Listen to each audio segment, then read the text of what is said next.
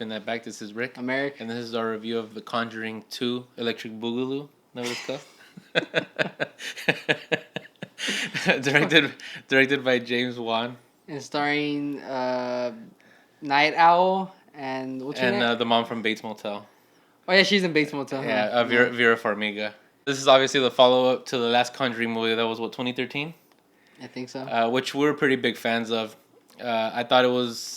I don't know, for me, horror movies can be either like really good or really bad, and I thought that was actually one of the better ones in the last few years. It was. Yeah, I was kind of interested to see what James Wan was gonna be able to do with this one. You were about to say Justin Lin asshole. Yeah, no, I couldn't. Yeah, no. So we have Patrick Wilson and Vera Farmiga back as Ed and Lorraine Warren. Now they're taking on a brand new case after the Amityville case, which they kind of showed right at the beginning of the movie. And now they're helping out this family in Enfield, I think, in England. Yeah, and pretty much back to the same shit that they were in the first one, just invading. Yeah, basically. There's always gotta be like creepy kids. It's always kids, asshole. Yeah, because kids are dumbasses and they're the ones that conjure up the fucking devil. Not all the time. Yeah, it's always kids. Yeah, there's always like creepy ass kids in those movies. Speaking of the kids, that little girl was really good. I don't even know her name. I didn't even. Do you remember her name? No, I don't remember her name. She was actually really good. She was like the. Well, that was even like in the first one. I was actually surprised like that. They had really good, really good kid actors. Yeah, the only one that sucked in the first one was Ron Livingston. Yeah, but I'm talking about the kid actors. Yeah, the kids are pretty good. If the kids aren't sort of convincing, I mean, as convincing as you can be in a paranormal movie, then it just kind of doesn't work sometimes. But I wish I could remember the little girl's name, but she was really good. Yeah, she was. Kind of reminded me even like of a little bit of like The Exorcist, even like in some parts, you know, like when they had like that whole like creepy fucking like atmosphere of them kind of speaking to like this demon through the child. And I thought actually that was like pretty effective. I actually thought it was because I really don't get scared easily in movies. Like I honestly could sit through most horror movies and not even like get scared. But there were a few. This one does rely a little more on jump scares, but there were a few that actually I thought were pretty good. And I think they just fuck with the sound really well too, like in a lot of scenes. Yeah, it's like that ambient sound. There's like that thing where like there's certain sounds that we can't hear but we can feel them, and I think I know that they use that. To pretty good effect, like in movies like there was one particular scare where there wasn't any. It wasn't really anything visual. It was just like sound, and that part actually made me jump a little bit. But yeah, I mean, like this one does tend to rely a little more on the jump scares than the first one did. Yeah, I was gonna say I think I don't know if that's really a complaint because I still did like this movie, but the thing I liked about the first one was that I mean, I kind of hate to compare one to the other, but. The thing I liked about the first one was that it didn't rely so much on jump scares. It was more atmosphere, and maybe it's just because of the setting that this one was in. This like in a smaller house, like in this like pretty busier neighborhood than the house that was like on the middle of nowhere in the first one. But like in the first one, there was like those like really wide shots, and you get like those long zooms, and it was kind of like it felt like old like John Carpenter, Wes Craven, like Invasion of the Body Snatchers. It kind of had like that old kind of horror movie vibe to it. And we didn't get that as much in this one. And the first one I thought was more ambiance, it kind of got under your skin a little bit more. And this one kind of seemed like it relied on the jump scares a little bit more. But I mean, I still dug it though. I personally think I like this one better than the first one. I actually like the first two. I honestly the first two acts in this one I thought were really good. I thought the final act wasn't as good.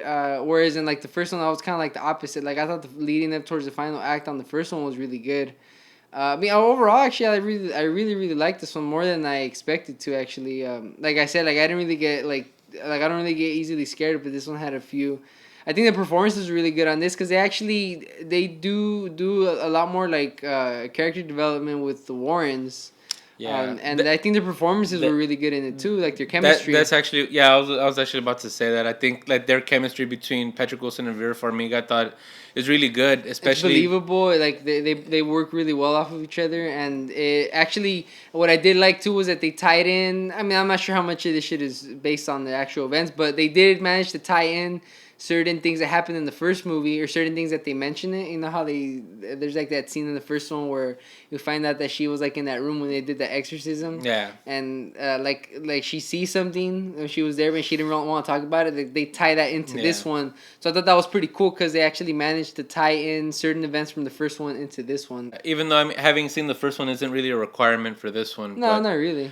But I mean, but they go well together. There was actually some really cool like long takes in this one too. Like a couple that I noticed. Like there's one at the beginning. Well, They did that in the first. They did one. In the first one, yeah. When they kind of go through the house and they're following the kids, Yeah. and there's like it goes through like a window, and I thought that was pretty cool, very stylistic. And then there was another one like maybe like towards the end of the first act where they kind of this is like when the Warrens first arrive at their home. And they kind of start investigating to see what's going on. And there's like one like really really long like take. I don't really want to spoil anything, but there's like some like crazy shit kind of going on in the background, and like the whole time like the camera's just like focused on Patrick Wilson, but you can tell that there's something in the background listening to this, you know, like this like demonic presence there. And I thought that whole take was actually like pretty well done.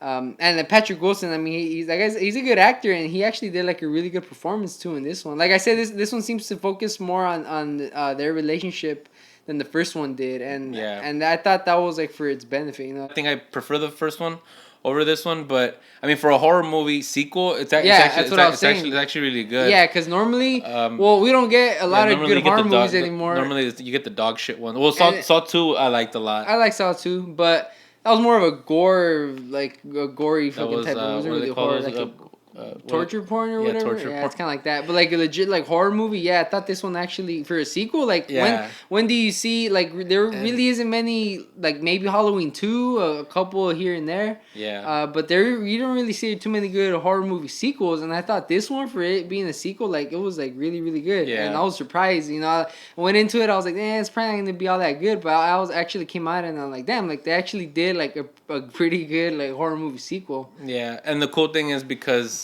Ed and Lorraine Warren, because they investigated a lot of these sorts of cases, you know, we could get more ideas for more movies later on, you know, and usually like, you know, you kind of, by the third or fourth one in any series, you're just kind of like, really, like, do we need another one of these? But well, they tried doing the spin-off with Annabelle, and I heard that was terrible.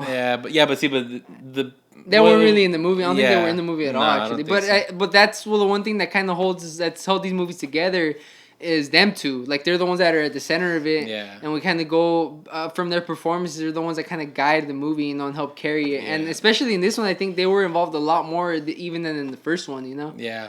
Yeah, I mean, I don't know technically like how much of this actually happened in real life. I mean, it's still a movie. Yeah, it's still a movie. But I mean, they at least have so much more material where they can, you know, make more movies. You know, and it's still kind of like the X-Files. It's kind of like I guess it's kind of like if they made like an X-Files movie series, it could be kind of something different. Like, like a different case. Yeah, like a different film, case every movie. It's kind of like what they've been doing. So yeah, and these two. Hopefully they just don't run the shit into the ground, which I kind of think they are, because these movies they do make a lot of, like, they make them for cheap and they make a ton of money off of them, so they're probably gonna keep making these. Yeah, but at least we're not getting it. It's not gonna turn into a Saw where like we're getting one like every year. Like, I mean, this is the first one came out 3 years ago, and then hopefully they don't. James Wan's gonna be working on the Aquaman movie the next year or two, so and they're more likely gonna wait for James Wan to come back for this one, because he's really. I mean, there isn't really a lot of good horror directors, but he's like the one guy that's kind of, you know, been like, he's done what, like he did Saw, he's done this, he did Insidious, which I like the first Insidious. I didn't think I watched the second one. But I mean, as far as like a horror director, like this is really the guy that's been consistent, you know, like he's been able to put out actually pretty good to decent like horror movies. So The Conjuring 2, I dug it. Maybe didn't dig it as much as I did the first one, but like we said, it's still really good for a horror sequel. So I give it. To that I say, all right. Yeah, I really like this one, actually. I think overall I might have liked it more than the first one, if not just about the same. But I mean, yeah, again, for a horror movie sequel especially, like this one, you know, they put in the work on this, and it came out really well, so I give it.